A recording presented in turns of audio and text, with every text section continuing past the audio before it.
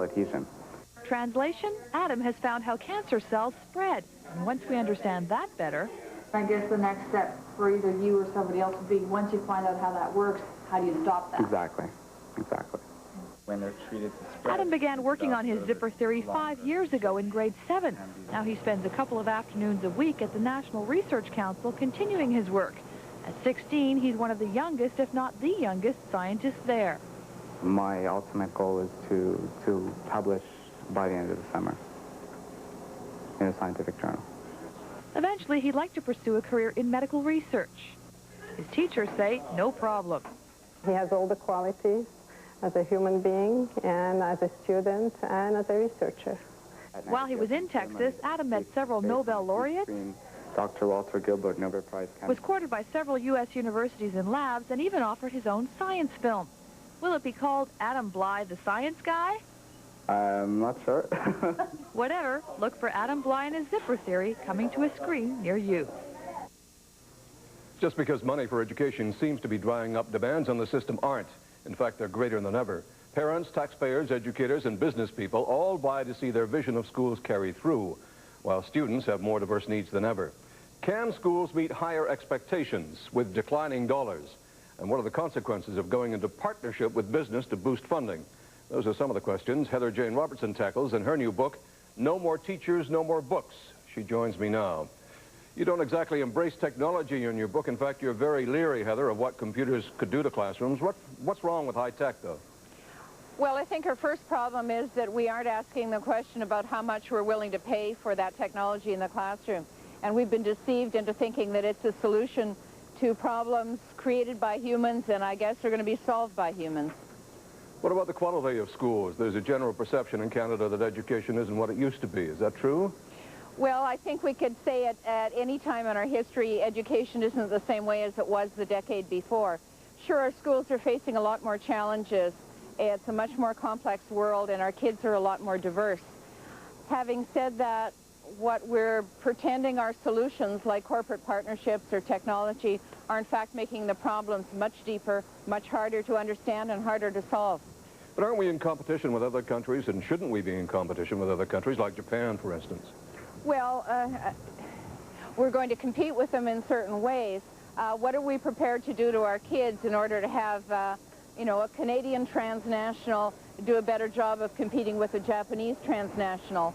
I really think education is considerably more about learning to make a life than a living. We've done just fine in Canadian schools in terms of imparting to kids the kind of skills they need to do well in a whole variety of fields. If we are not competing successfully with the Japanese or the Koreans or any particular group at any given time, it's convenient to blame schools, but it really doesn't make much sense. But what do we do about declining dollars for schools? If we don't accept business from corporations, where will it come from? Well, if we're squeezing schools so that they have no choice but to, you know, sort of hold their noses and accept what are frequently called donations, but are in fact, you know, a kind of trade agreement between the school and the corporation, because nothing comes with strings attached. You know, corporations don't stay in business by putting kids first. I don't think that's cynical. I think that's just realistic. Their obligation and their accountability is back to their shareholders. Public education's accountability is to be returned to Canadian citizens, all of us. That's where we need to be putting the emphasis. But aren't there some of these agreements in place now, and aren't they working? Well, it depends what you mean by working. There's certainly many corporations that are quite satisfied with them. And I guess in the short term, there are some parents, some citizens who see the trade-off as not too important. But, you know, we have a lot of corporate curriculum in Canadian classrooms, and parents are saying, I'm not that worried about it. I'm pretty confident my kids can ignore that stuff.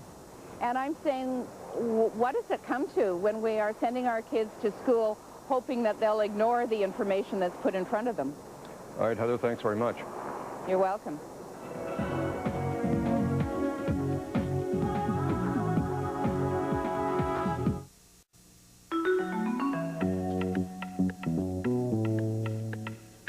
An American jet had to make an emergency landing in Newfoundland this afternoon to unload an unruly passenger. A U.S. Airways flight was en route from Germany to Pittsburgh when the pilot touched down in Stephenville to drop off an American man who'd apparently had too much to drink. Police boarded the plane and arrested him. The 186 passengers were back in the air after a 2-hour delay. A mobile crew of Canadian health professionals are part of a new and growing trend in the area of sports medicine. They are cowboy doctors, and their job is to fix up the aches, sprains, and fractures suffered in the rodeo ring.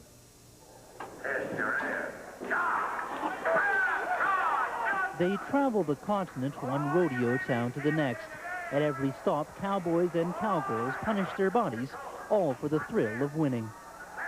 It takes probably 30 days out of my life a year. How are you going to keep doing this? Well, this hair is getting gray, so I'll keep doing it as long as I enjoy it and have fun. These modern-day cowboys get tossed, turned, kicked, and risk permanent damage to their bodies. Real men don't wear pads. Traditionally, when these guys got on the wrong side of a horse or bull, they didn't run to the medicine cabinet. They're probably looking at us and thinking, what a bunch of sissies out there now, eh? But I think that they would probably see the benefits of what's going on, because they would go out in those days and take a couple of drinks of whiskey or something and jump back in the car and go to another rodeo and think, oh, well, I'll be fine tomorrow. When Dr. Jack Daniels can't take care of the pain, they go to Dale Butterwick. On weekdays, he's a professor at the University of Calgary. On the weekend, he joins a roving band of 35 doctors, chiropractors, and massage therapists who work the rodeo circuit. Why do you do this? Well, most of the sport medicine team are from rural backgrounds. They like the country way of doing things. I think we feel that we help preserve the Western heritage. They travel up to 16 weekends a year throughout Western Canada in their mobile hospital. The program is one of a kind in Canada and one of the few in North America. These roving healers don't even charge for their services. But all volunteers, sort of an honorarium, but I like doing it because it's different than daily practice, and it's just a different group of guys, and they really appreciate it. I don't mind helping them at all. I find them just helpful, supportive, and appreciate everything you do. They make a lot of difference. Just the 10% or 15% that they make a person feel better, it'll increase that in their performance in their competition here this afternoon. You only expect cowboys to have massage therapists and chiropractors looking after their needs. Well, I think it's a whole new generation. We found out from the other athletics what is really going on out there, and we've decided that this is probably the best road to go, and we've got some extremely competent people in our sports medicine from Calgary who I've grown up with almost, and I know what kind of job they do, so I'm glad that they're out here doing it for us. They shared over 500 bruised and battered patients this weekend. These cowboys will nurse their wounds for the next few days until it begins all over again next weekend in a new town. And that's Canada Tonight. I'm Tony Parsons. Thanks for being with us. Good night.